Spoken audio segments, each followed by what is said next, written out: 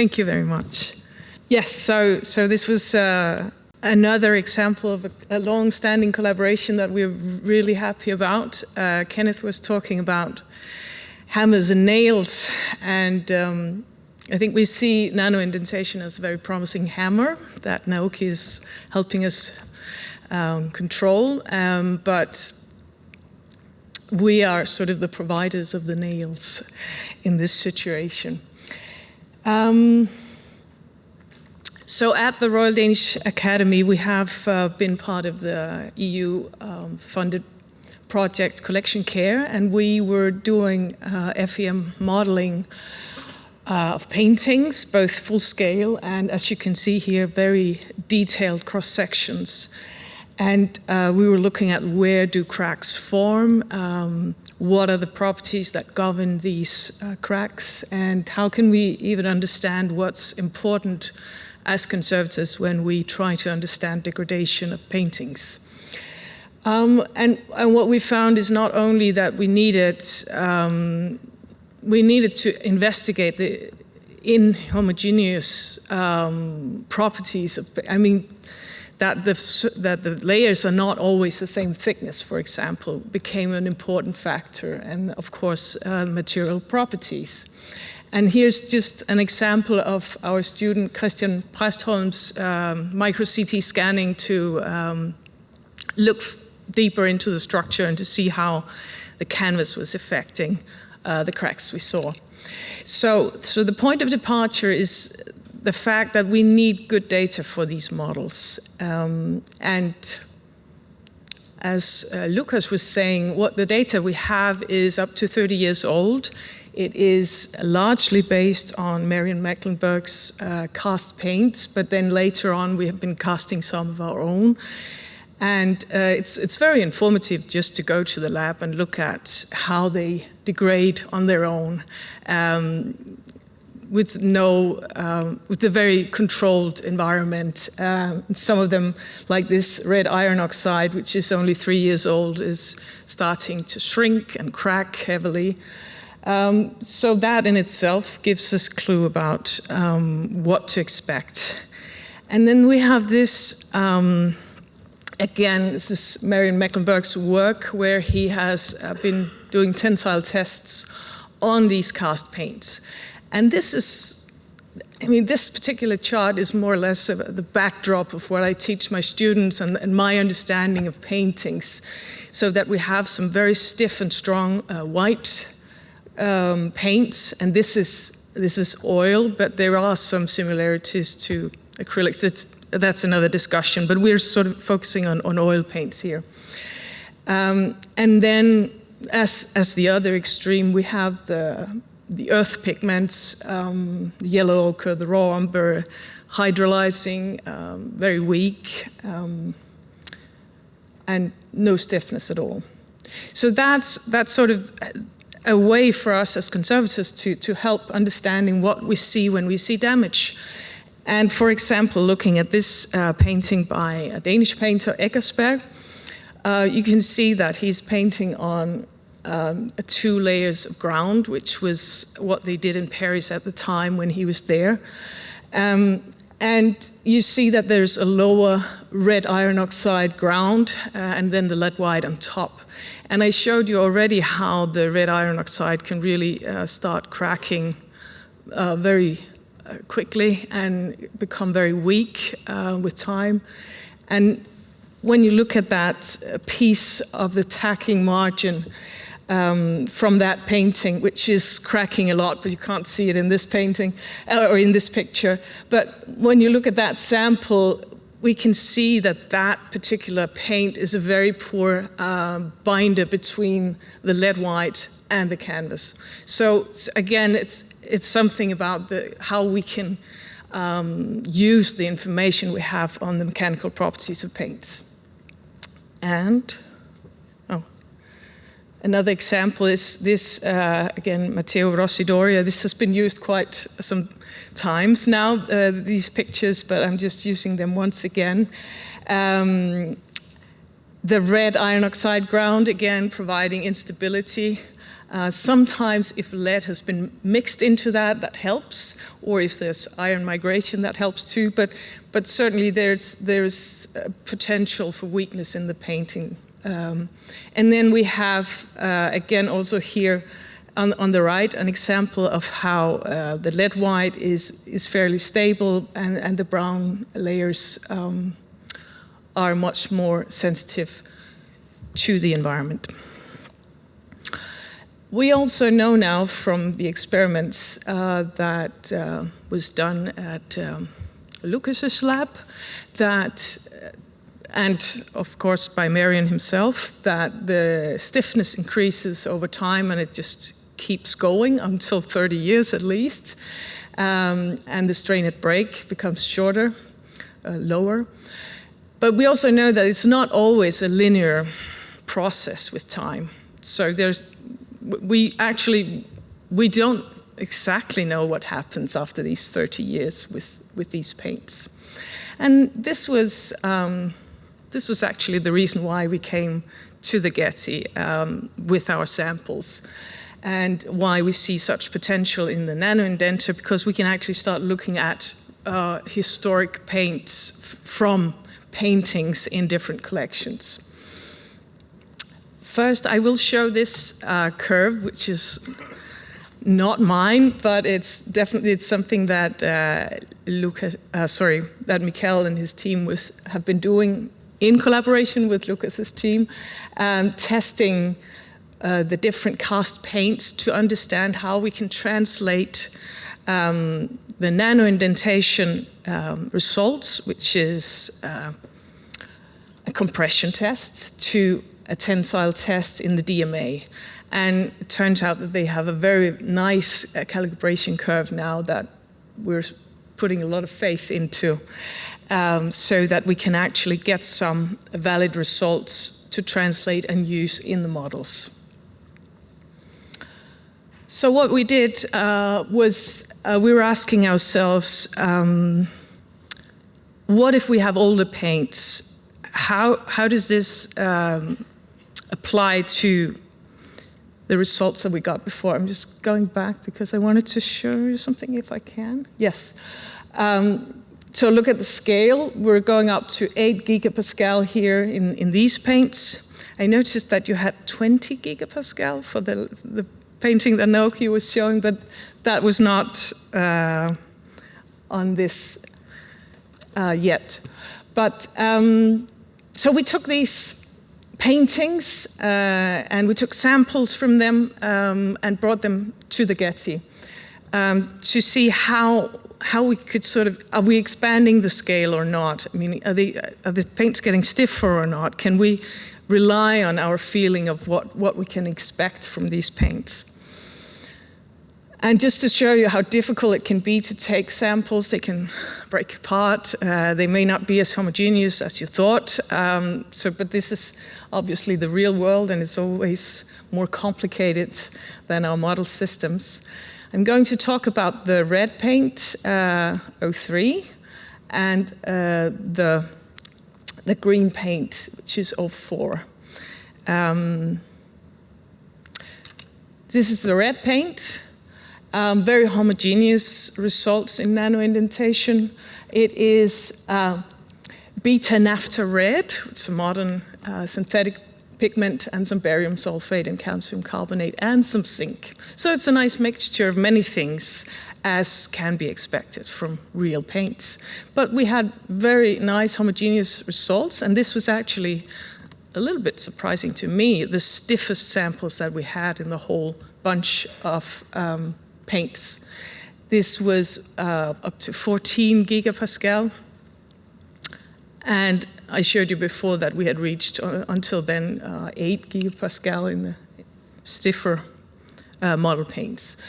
So then we looked at this painting, which was 150 years old. And again, it had a lower ground. Usually you're using the cheaper material for the lower ground because it's just filling out the voids in the canvas. And in this case, again, there was iron. It's a sort of iron oxide based ground. and with a lead white on top, like the one I showed you with the Eggersberg painting, only this one is different color and possibly different in other ways, because it turns out that, to our surprise, that the lower ground layer was very stiff. It was the second stiffest samples that we had with us. And then the lead white was actually softer. So this is, oh, I forgot to introduce the palette, which is actually, maybe you can recognize the name. That is my mother, who was an artist in the 80s, and she had a palette and was using Winsor & Newton oils, so we brought that too. And it was producing some results that were comparable to the ones we had from the model paints. We had a painting that was 100 years old and some lead whites that were also comparable results. And then we had sort of the surprises, the surprise cases on the left. And just to show it in a couple of different ways, the stiffer red paint with the higher modulus. And then there's the 100 years old lead white that turns out to have 2 layers. And it's something like that you can never tell when you try to take a sample, that it's so, it looks like something that would have very different properties, but it wasn't that different. But looking at, the same pigments in our samples, you can see that sometimes we get very different results. From the palette to the red paint that we had from the test painting, was a big difference in stiffness. And also when you look at the brown earths on the palette and the one that was 150 years old. So there are some things that we need to account for apart from the pigments, obviously. But all in all, it gives us a really good indication of what can we expect in terms of the range of properties that we should start to put into our models. And to be able to translate those to macro tensile results. I just have one more example. I'm doing well on time. Of an irregular sample, even more irregular than the others in terms of the indentation results. And I don't have all the answers with the chemical analysis, because we have to decide now which pathway should we take. There are so many narratives that you can choose from this research. But we had a piece of green paint, and as you can see, so we're using the same force for all these indents, and you can actually see from the size of the indent that in some areas this paint is very soft, and in others it's much stiffer. And when you look at the SEM results, you can see that there's a mixture of so many things happening in this paint. And this is just to say that there's so much that we still don't know exactly, and we have to simplify we have to simplify what we're looking at the moment, because this is becoming very, very complicated. But again, it's a way of understanding how the same paint can actually, even though it looked very regular in the microscope, it had very, very different properties. So it's just something to look out for. And also, there can be metal soaps that you can't see in your paints and so on that we have seen already can change the properties. That was apparently not the case in this case. But all in all, I think that for us as conservators, this is looking like a very promising way of understanding how we can get closer to the real world with our models and to predict future behavior of paintings. But there are certainly some things to look out for. Why did we get so different results from the same pigments? Well, there can be different binders. We know that some painters were using bicycle lacquer or whatever back in the days. So there can definitely be a lot of different materials that can provide different properties. We have also found in the Danish Golden Age paintings that they were using beer brewing byproducts to mix into the ground, so that will provide a stiffer paint, we suspect. There can be glues in the paint. So we need to start understanding these details to understand better how to make a good model. There's also the packing of the pigments, because we know that ancient and modern pigments are very different in that sense. Just the fact that the pigment particles are very different sizes in ancient pigment. So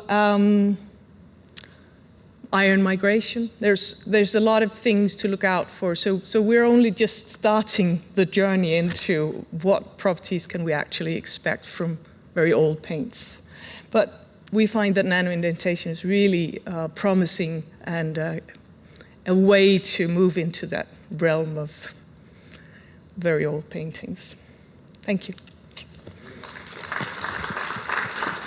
Thank you. Thank you very much, Cecil. And some of you may have suspicion that the order of the talks were not totally accidental, and it's a right suspicion. So we were trying to give Naoki a chance to talk more about the technology behind something which Cecil showed in like real examples of the work done on historic paints and samples. So with this, please, do we have any questions? Hi, Cecile. Thank you very much for your talk. A little bit of a tangential question. For the FEA modeling that you want to use your nanoindentation values for, what's the computational expense? Because that's one of the most complex models for cultural heritage that I've actually seen. And what do you mean by expense? Both the computational power and the length of time for calculating the results from the model. Yes. So what we're doing is we're making something very complicated, I agree. And it's because we really wanted to go in depth with our understanding and then move back and make a simplified model after that. So to calculate one of these scenarios takes, as I remember it, a couple of days.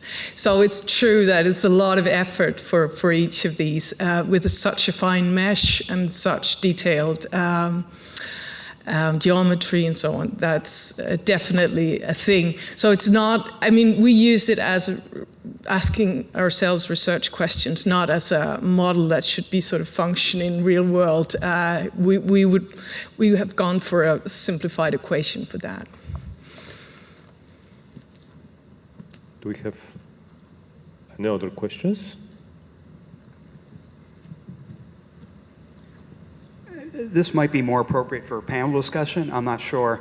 But most of us, when we do nanoindentation, it's all interpreted in terms of Oliver and Farr, which has some assumptions embedded in it about what the material behavior is like.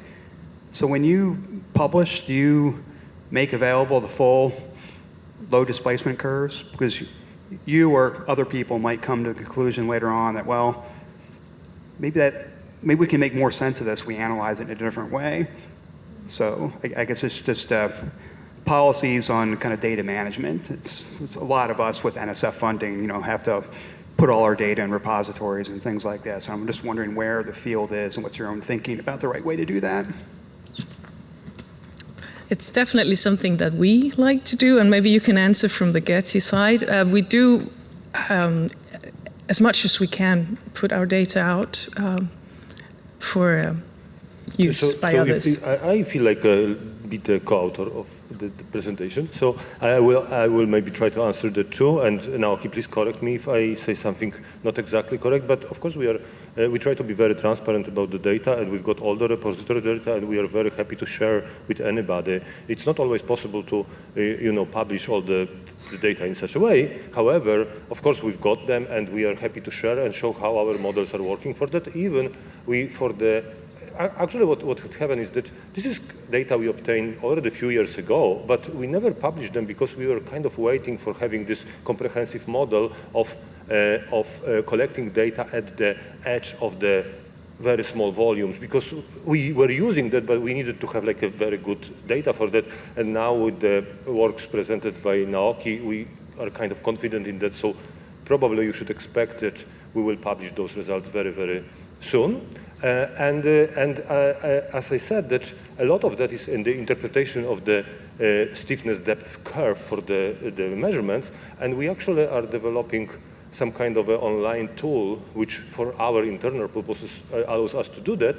But so there's always this risk that if we make it to the field without the good comment, it may be used like to push the boundaries we would like not it to be. But we definitely want to teach that. We would like to discuss that. We would like to have a feedback. So this will be in the public domain very, very soon.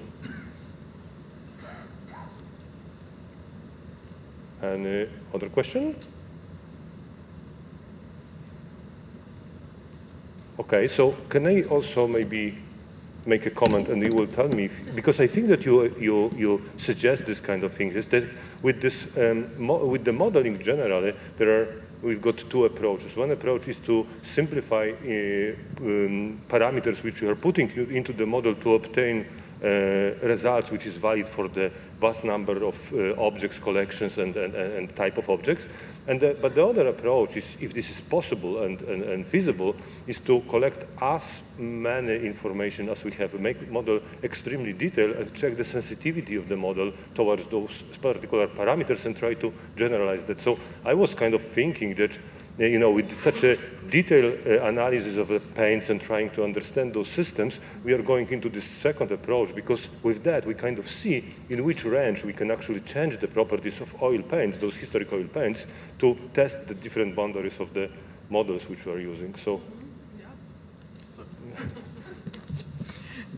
Sorry, I'm just moving forward to be able to hear. Yes, the way we've been using this model, feel very privileged to have some time in the EU project to use it as a tool for asking questions, and asking questions about what we as conservators could see happening in real paints, and what we could see by micro CT scanning and other techniques. And just going to the engineer, which is, by the way, Daniel Senghong Lee, which we're very indebted to. So go to him and ask him, so what if we made this change? And this is a typical build-up of this type of painting. And what then happened? And then he would run the model. And so for us, it was also explorative, understanding what parameters do we want to look at in the future. And so we feel that we had to go to the complexity in order to simplify afterwards. Simply because it turns out, for example, that if we're changing the thickness of the paint, that it's not just a flat layer, that made a huge difference to the forces that we're developing and the stresses that we're developing, yeah.